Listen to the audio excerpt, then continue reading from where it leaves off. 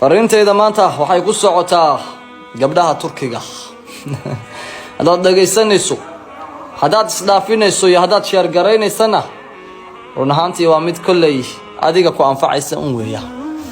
fariintayda maanta waalidkay ku socotaa waalid gabadhaada ma ka warhaysaa waxbarashad u dirsatay inay wax ku barato maadi jaamiciyad inay noqoto computer inay fadhiisato ولكن شرفتي حبت جلاتا إني سيستي ما لقاقا شيكيي مسألة lagu sheegay inaan Suuriyaan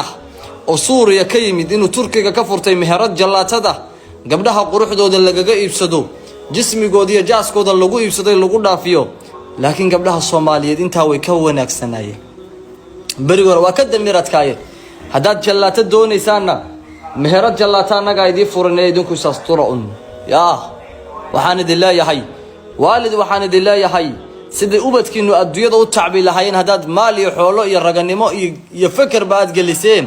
tii aakhirana aad ilowdeen waxaad ogaataan nabigu inuu yiri calayhi salaatu wassalaam kulligin raaciyin baatihiin kulligina mas'uul waxaad ka noqonaysaan waxaad raacayseen maalinka qiyaamana waa la idin weydiinayaa ogaada thumma la tusaluna yawmaydin 'anil na'im waxa ilaahay idin weydiinayaa waxa ilaahay idin ku nicmeeyay waxa ilaahay idin weydiinayaa ubadkiina ilaahay idin weydiinayaa yaa ukhti shalay kan wada joognay maanta ma noola